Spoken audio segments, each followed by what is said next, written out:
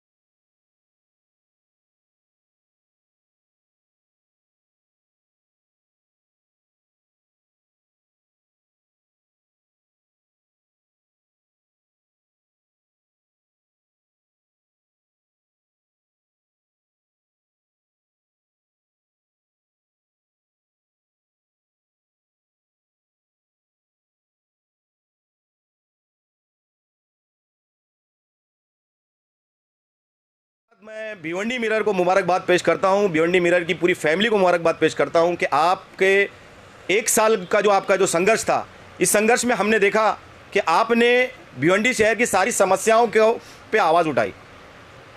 हमारे शहर में दुर्भाग्य की बात है कि जो देश के जो चौथा स्तंभ है जिसको बोलते हैं पत्रकारिता को, वो कहीं ना कहीं कम पड़ती हुई नज़र आ रही थी और कुछ ही चैनल है जो चौथा स्तंभ बनते हुए नजर आ रहे हैं। उसमें से सोशल मीडिया का एकमात्र चैनल है भिवंडी मिरर, जिसको मैं मुबारकबाद पेश करता हूं कि आपके माध्यम से भिवंडी शहर की नगर पालिका में होने वाली नकारात्मक रवैये को आपने उजागर किया, साथ ही साथ दोनों आमदार और खासदार की गलत नीतियों को उजागर किया और भिवंडी शहर की बहुत सी समस्याओं का निवारण किया। मैं बहुत बहुत मुबारकबाद पेश करता हूँ और आपको शुभकामनाएं देता हूँ कि आने वाले भविष्य में आप इसी तरह जनता की समस्याओं के निवारण के लिए आगे आते रहेंगे।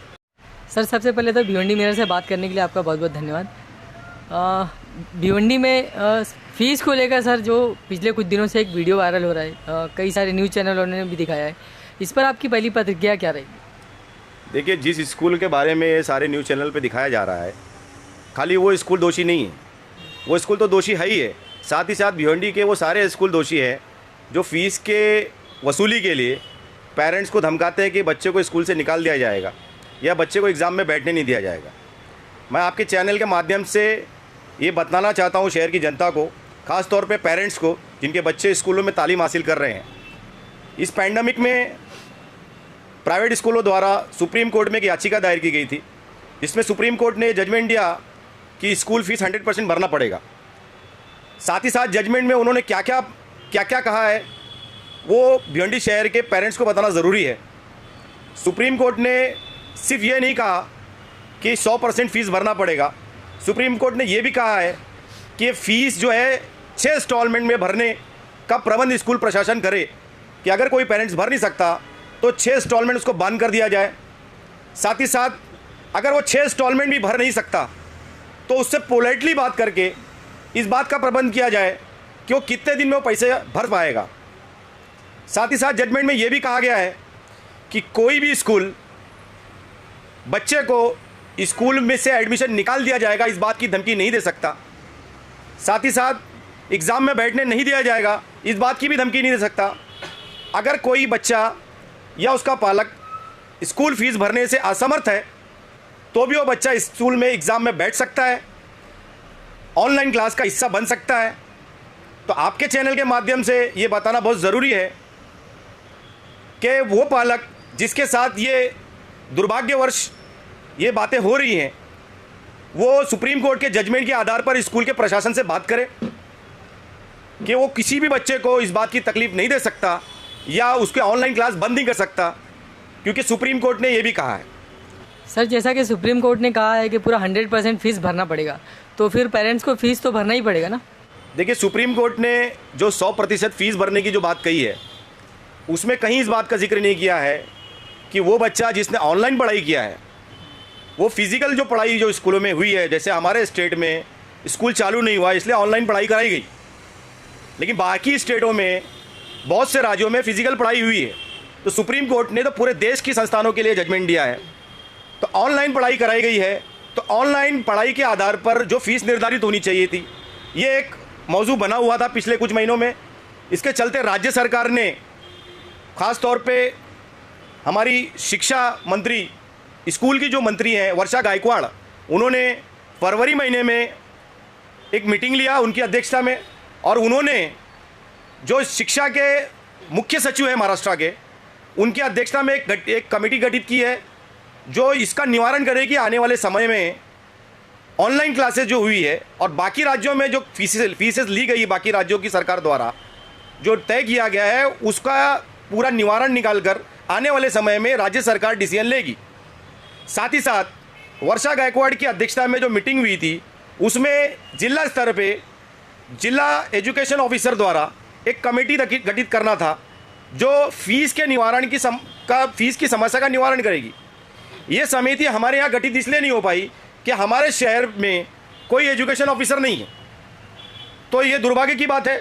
आपके चैनल के माध्यम से मैं भिवंडी शहर के सत्ता पक्ष के आमदार माननीय रईस शेख साहब और विरोधी पक्ष के आमदार महेश चौगले साहब, साथ ही साथ खासदार कपिल पाटिल साहब, इनसे कहना चाहूँगा कि ये आपकी जिम्मेदारी है कि शहर में कोई संस्थान अगर गलत कार्य कर रही है तो उसको आपको रोकना है।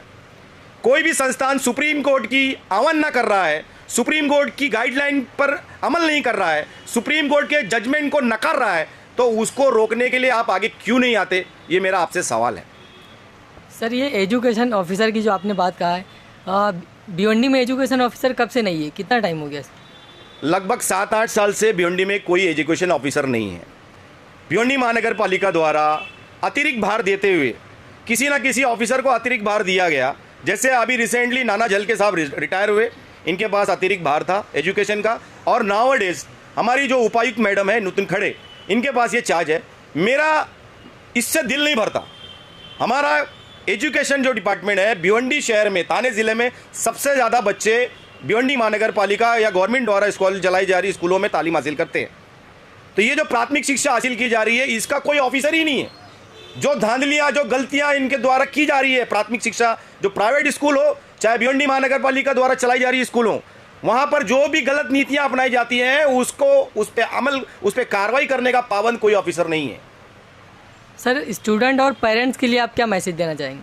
मैं स्टूडेंट और पेरेंट्स से स्टूडेंट से खास तौर पे जो 10वीं और 12वीं की तैयारी कर रहे हैं, इनको ये बताना चाहता हूँ कि फ़ीस को लेके आपको एग्ज़ाम में बैठने के लिए अगर कोई स्कूल धमकाता है तो आपका ये भाई शादाब उस्मानी MIM का सदर आपसे अनुरोध करता है, आप मेरे ऑफिस पर आइए, इंशाल्लाह आपको इंसाफ दिलाएंगे।